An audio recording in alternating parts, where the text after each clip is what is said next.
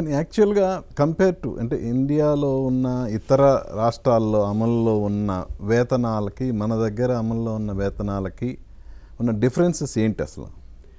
అంటే ఎవరి కల్చర్ వాళ్ళదండి. ఇప్పుడు మనకి మన దగ్గర ఇండస్ట్రీ, తెలుగు ఇండస్ట్రీ ఈరోజు ప్రపంచ ఖ్యాతి ఇండస్ట్రీ. మనకి ఇప్పుడు కూడా మన రూల్స్ మనమే పెట్టుకొని మన ఛాంబర్కి అనుబంధంగా మనం వెళ్తూ ఉన్నాం. ఇప్పుడు చెన్నై వాతావరణం చెన్నైకి అనుగుణంగా ఉంటుంది. ఇప్పుడు బాంబే వాతావరణం బాంబేలో 8 hours కాల్ షీట్లే. వాళ్ళ చట్టాలు వేరు, వాళ్ళ వ్యవస్థలు వేరు.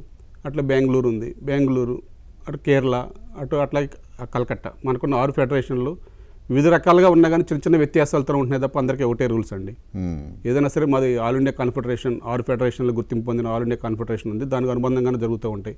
వేజెస్ అనేది అక్కడున్న వాతావరణ పరిస్థితులు, అక్కడున్న ట్రాఫిక్ సమస్యలు, అక్కడున్న అనుకూలంగా అంటే మనం షూటింగ్ 6 o'clock అంటే ఎవరు ఎలా వస్తారు అక్కడ ఆ ఏరియాలో ఉన్న కల్చర్ని బట్టి ఆ వేతనాలు ఉన్నాయి తప్ప వేరే ఎక్కడ ఏం లేదు. అందరికీ ఒక ఈవెన్గానే ఉన్నాయి.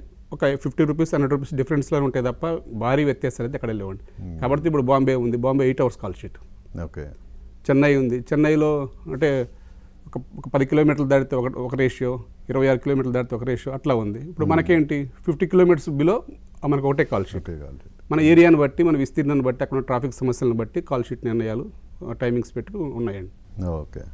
అంటే యాక్చువల్గా వాళ్ళు రేజ్ చేసింది ఏంటంటే మన తెలుగులోనే ఇప్పటి వరకు మన కార్మికుల యూనియన్స్కే మనం ఎక్కువ వేజెస్ అనేవి ఉన్నాయి, ఇంకా పెంచమంటాం కరెక్ట్ కాదు అనేది వాళ్ళ మెయిన్ వాదన. సో అందుకని అది అడిగాను నేను. అఫ్కోర్స్ ఇప్పుడు వాళ్ళ పరస్పర అంగీకారం కాబట్టి అంటే వాళ్ళ వాదన కరెక్టే అండి. కానీ వాళ్ళ వాదన ఏంటంటే మనకి ఎవ్రీ టైం ఇస్తూను మనం ఒక అంగీకారంతో వెళ్తూ ఉన్నాం. గతం నుంచి కూడా ఒక అంగీకారంతో ఇంత పర్సంటేజ్ ఈ కండిషనల్ ప్రకారం ఒక అగ్రిమెంట్ రూపంలో వెళ్తూ ఉన్నాం. దాని ప్రకారమే అడుగుతున్నాం తప్ప కొత్తగా ఇప్పుడు కాలానుగుణంగానే రేట్లు పెరుగుతున్నాయి, కాలానుగుణంగానే పని పెరుగుతుంది, ఆరోగ్య సమస్యలు వస్తున్నాయి, మీకు అన్నీ తెలుసు. దానికి అనుగుణంగానే మేము అడుగుతున్నాం తప్ప వాళ్ళు అడిగిన గతంలో మాకు వాళ్ళకు ఉన్న అగ్రిమెంట్ ప్రకారం తప్ప మేము గతంగా వేరే రకంగా ఏమైనా మాట్లాడితే మేము అత్యాశపడి అడిగినట్టు కానీ ఇంకో రకంగా ఉంటుందండి. వాళ్ళు అనేది ఏంటంటే ఇప్పుడు ఇండస్ట్రీ పరిస్థితి బాగలేదు అనేది వాళ్ళు చెప్పిన వర్షన్లు వాళ్ళకు ఉన్నాయి.